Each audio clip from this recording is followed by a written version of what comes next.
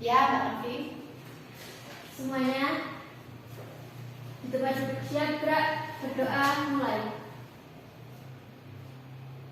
Selesai. Baik, semoga setelah kita berdoa nanti sampai akhir pembelajaran kita tidak ada kendala ya. Baik, sebelum dimulai Ibu akan absen terlebih dahulu. Yang pertama, Anida Heriana, hadir Bu. Arsyana Latifah, hadir Bu. Diva Mayriska, hadir Bu. Nada Sakita, hadir Bu. Nur Aini Rosalita, hadir. Wah, namanya panjang sekali nih. Nur Aini Rosalita, Afiani Enderto. Noviana Siska, hadir. Yogi Catur Nugreni, hadir Bu. Baik, alhamdulillah semuanya masuk ya. Oke, sekarang Ibu mau tanya dulu nih sebelum ke pembelajaran. Ada yang masih ingat nggak kemarin kita belajar tentang apa?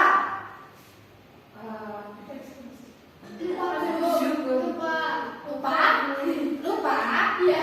Pasti nggak belajar. Liburan. Iya.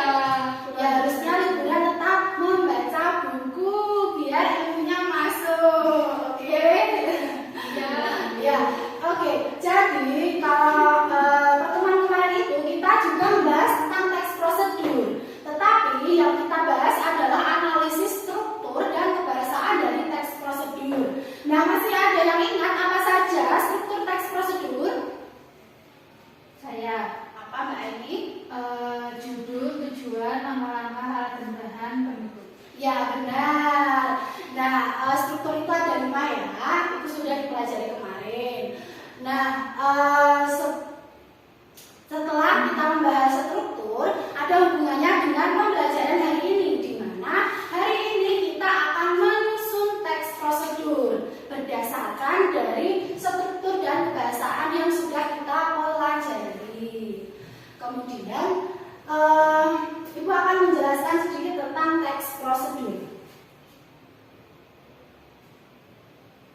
Nah, oke, sebelum kita ke teks prosedur, kompetensi dasar yang akan kita capai yaitu mengembangkan teks prosedur dengan memerhatikan hasil analisis terhadap isi, struktur, dan kebahasaan. Nah, indikator pencapaian kompetensi yang akan dicapai adalah ada 3. Yang pertama, merancang teks prosedur sesuai dengan isi, struktur, kebahasaan yang tepat.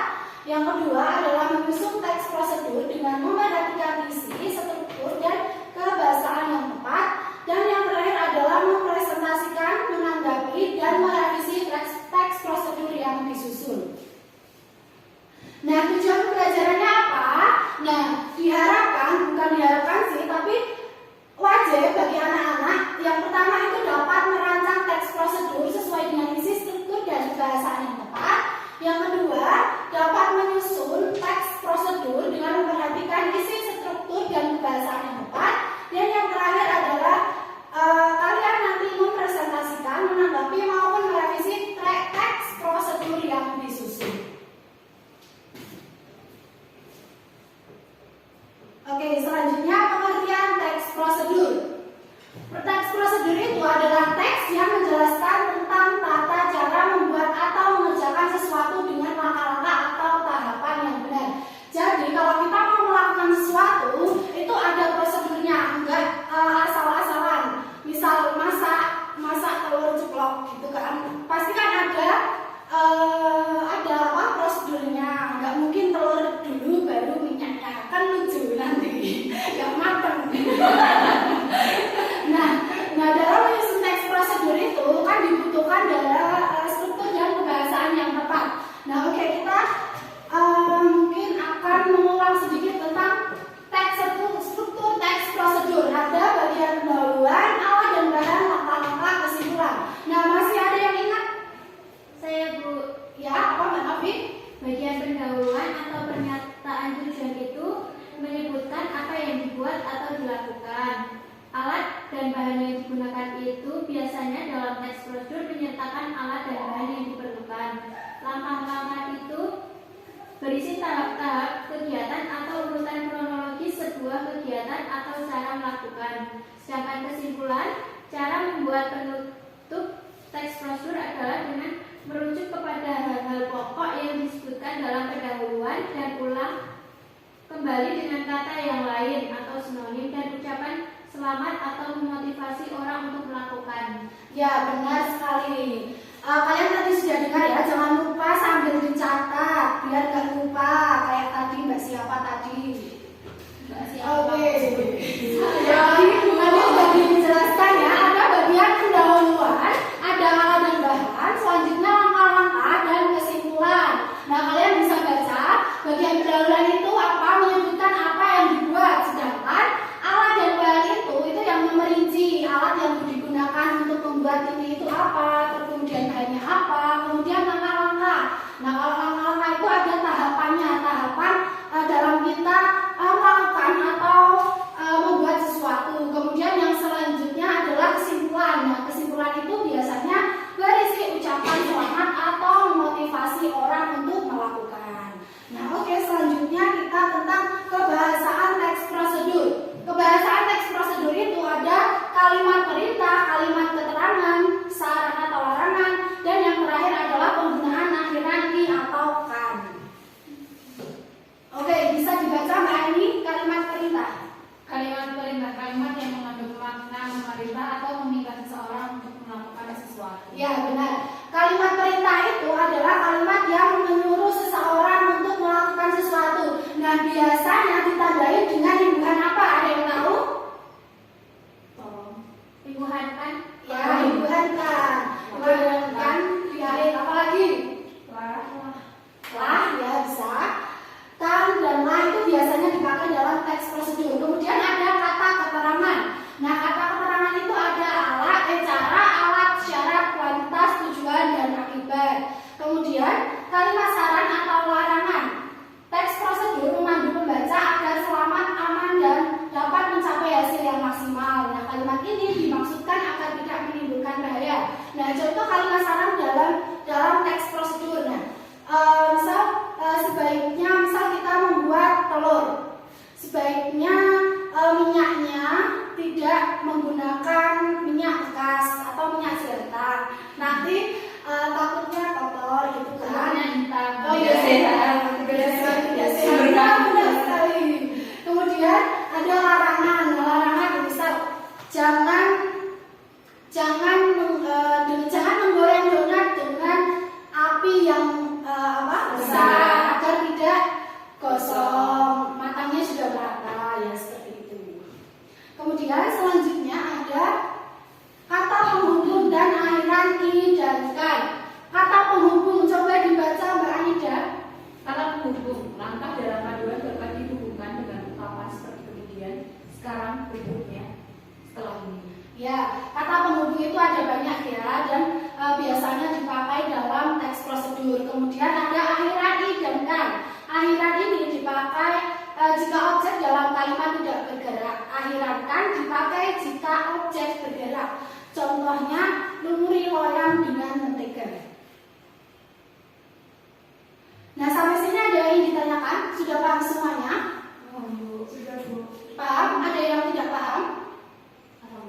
Sudah, Bu. Oke, sudah paham. Kita lanjut ke slide selanjutnya. Nah, bagaimana kita menyusun teks prosedur? Nah, biasanya kalau kita menyusun teks prosedur, kita harus menentukan pendahuluan. Selain kita menentukan pendahuluan, kita juga menentukan tujuan dan penetapan langkah-langkah kerja.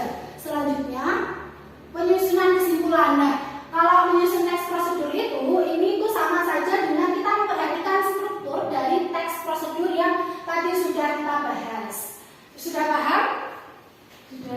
Sudah paham cara menyusun teks prosedur? Ya, oke. Jika sudah paham, kita lanjut contoh teks prosedur. Nah, ini adalah contoh teks prosedur cara mematikan komputer dengan benar.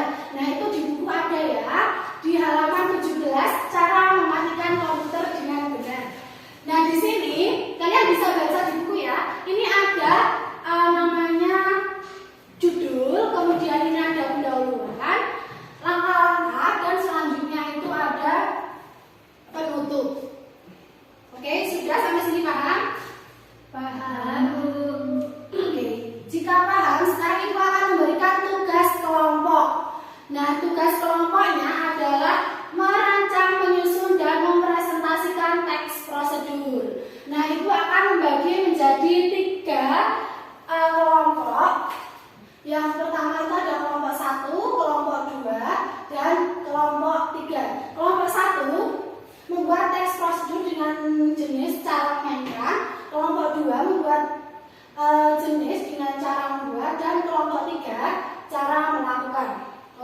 sekarang kalian bisa buka laptop kalian.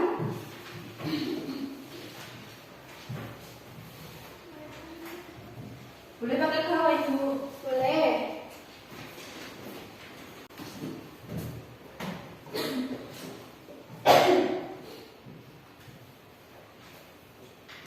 Bentar ya, kelompok 2 ya. Kelompok 2 ada Mbak Anida, Mbak Nuraini, Mbak Noviana. Kelompok yang kedua ada yang 3 ya. Jadi Mbak Ani sama Mbak Dede Diva dan Mbak Nada sama Mbak Yogi. Seperti itu ya. Oke, sekarang kumpul dulu. Mbak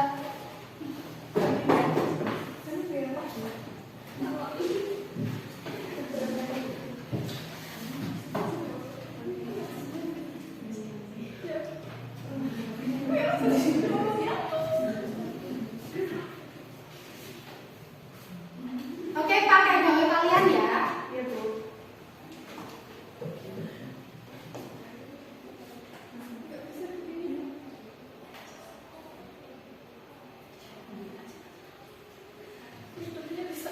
Apa laptopnya? Kenapa?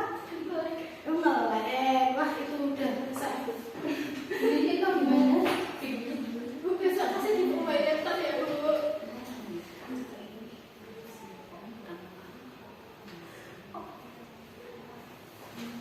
Sudah belum? Sudah ya? Bentar dikit lagi, Bu. Oh iya, itu akan menunggu kalian sampai kalian puas.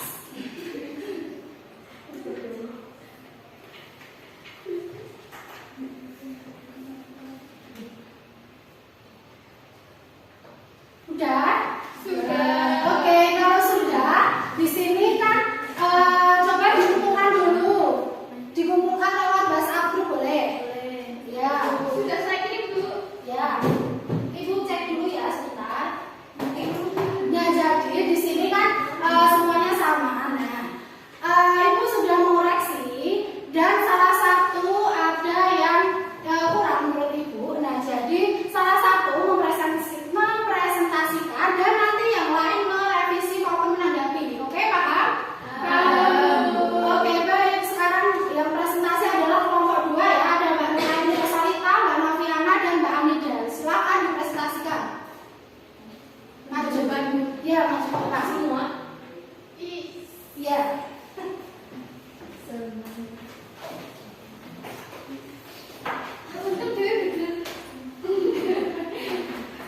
Yang jelas, selamat. Iya. Anak binatang. Ya. Assalamualaikum warahmatullahi wabarakatuh. Waalaikumsalam warahmatullahi wabarakatuh. Kami di sini dari kelompok S2 yang beranggotakan saya Noviana, Mbak Aini, dan juga Mbak Anida yang akan mempresentasikan tentang teks prosedur cara membuat slide. Ini dibaca, Bu. Iya, dibaca ya. Oh iya, cara membuat slime. Jadi kita ke pengertiannya dulu yang pada pertama. Slime adalah salah satu mainan favorit untuk anak-anak yang dapat kita beli di toko mainan. Tapi sebenarnya kita juga bisa membuat slime sendiri di rumah. Berikut adalah caranya. Nah, ini kita masuk ke bagian struktur alat dan bahan. Ada lem aktivator, baby oil, pewarna makanan, lem final, setup, dan krim. Selanjutnya langkah-langkah yang pertama, campur lem final dengan pewarna makanan dalam sebuah wadah sampai warnanya merata.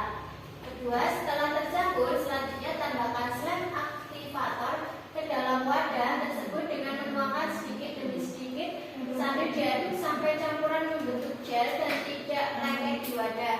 Ketiga, selanjutnya tambahkan cushion baby oil agar slime tidak lengket pada saat kita sentuh. Yang keempat, slime siap digunakan. Ya, tepuk tangan dulu dong.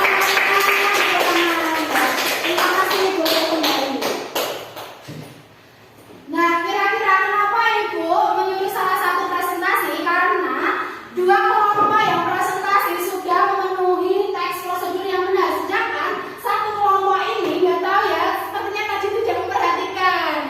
Jadi ada teks prosedur yang kurang. Kira-kira ada yang berani menanggapi maupun memberi saran atau merevisi? Coba. Oke.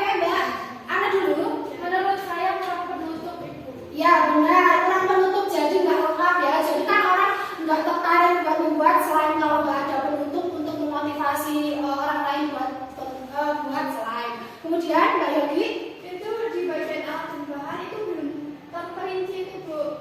Jadi masih lem-lem kayak gitu. oh iya benar sekali. Ya jadi kalau kita mau membuat sesuatu harusnya itu diberitahu ya. Misal lem aktivatornya berapa mili atau berapa botol. Kalau gini kan kita nggak tahu cara buat panduannya itu seperti apa. Kemudian pewarna makanan ya kali misal pewarna makanannya di semuanya satu botol itu kan nggak mungkin ya. Jadi dalam membuat ini, jadi dalam membuat teks prosedur itu harus memenuhi prosedur TS struktur dan kebahasaan yang baik dan benar. Sudah paham? Oke, kalau sudah paham, sekarang Ibu akan memberikan kalian tugas. Oke? Tugasnya adalah pertama merancang teks prosedur, kemudian yang kedua dari rancangan itu kalian buat teks prosedur. Oke? Paham? Enggak kelompokan ya, ini individu ya. Cuma membuat satu teks prosedur aja, dikumpulkan minggu depan dan pertemuan selanjutnya kita akan bahas seperti itu.